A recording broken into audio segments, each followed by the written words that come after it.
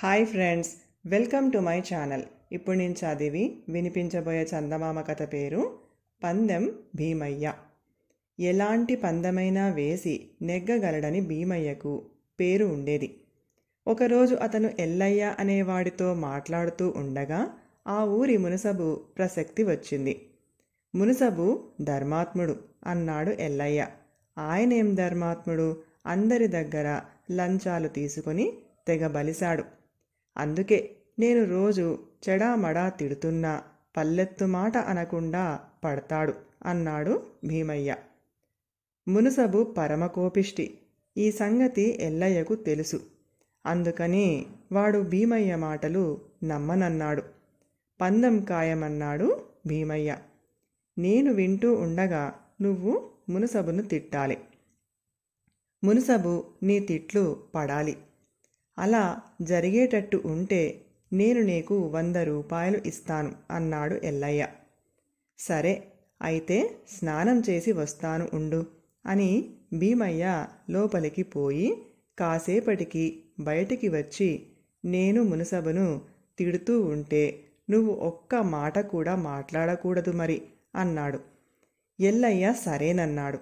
ఇద్దరూ కలిసి కొంత దూరం వెళ్ళాక భీమయ్య ఎల్లయ్యతో, పందెం నెగ్గటానికి నా పద్ధతులు నాకు ఉంటాయి. ముందు నన్ను వెళ్ళని, కాసేపు ఆగి నువ్వురా. నువ్వు వచ్చేసరికి నేను మునసబును రకరకాలుగా తిడుతూ ఉంటాను. ఆయన అవన్నీ శాంతంగా వింటూ ఉంటాడు అన్నాడు. ఎల్లయ్య సరేనని వెనక్కు తగ్గాడు. మునసబుకు డబ్బు కక్కుర్తి లేదని, ఎంత డబ్బు ఇచ్చినా తిట్లు పడడని వాడికి తెలుసు.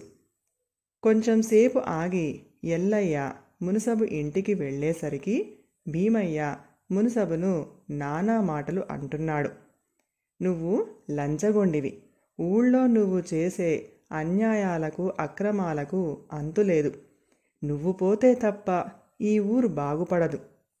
మునసబు శాంతంగా భీమయ్య అనే మాటలు వింటూ, అనవసరంగా ఆవేశపడకు భీమయ్య, నువ్వు కాసేపు అలా కూర్చో, స్థిమితపడు, మజ్జిగ తాగి వెళుదువుగాని అంటున్నాడు. భీమయ్య వినిపించుకోకుండా రెచ్చిపోతున్నాడు.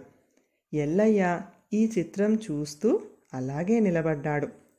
పరమకోపిష్టి అని పేరుపడ్డ మునసబు అన్ని మాటలు పడి అంత శాంతంగా ఉండటం చూసి వాడికి చాలా ఆశ్చర్యం కలిగింది.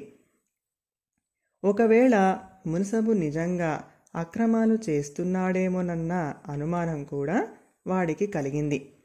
ఈ ఆలోచన రాగానే వాడు బాధపడ్డాడు. ఎందుకంటే వాడికి మునసబు అంటే ఎంతో భక్తి. తిట్టి తిట్టి అలసిపోయి కాసేపటికి చతికిలపడ్డాడు భీమయ్య. భీమయ్యకు మజ్జిగ ఇయ్యమని మునసబు తన పెళ్ళానికి కబురు పెట్టాడు. ఆవిడ భీమయ్యకు మజ్జిగ తెచ్చి ఇస్తూ వాడి చేతిలో 100 రూపాయలు పెట్టింది. ఆ డబ్బు ఏమిటే అని మునసబు అడిగాడు. ఎల్లయ్యకు మీరంటే ఎంతో భక్తి గౌరవము కదా. మిమ్మల్ని ఎవరైనా పల్లెత్తు మాట అంటే సహించలేడు కదా.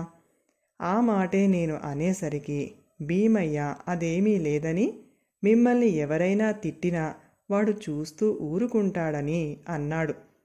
100 రూపాయలు పందెం కాసి ఓడిపోయాను అన్నది మునసబు భార్య. మునసబు ఎల్లయ్య కేసి తిరిగి, ఏరా ఎల్లయ్య, భీమయ్యకు పిచ్చి పట్టినట్టు నీకు తెలుసునేమిటి అని అడిగాడు. ఎల్లయ్య ఆశ్చర్యంగా, భీమయ్యకు పిచ్చి ఏమిటండి అన్నాడు. నీకు తెలియదా?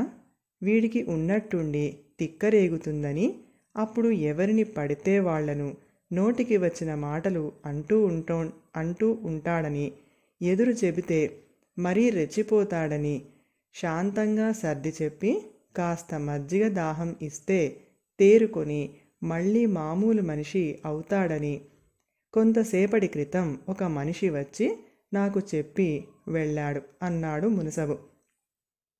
ఇలా 4 రోజుల నుంచి జరుగుతున్నదటగా అన్నది మునసబు భార్య.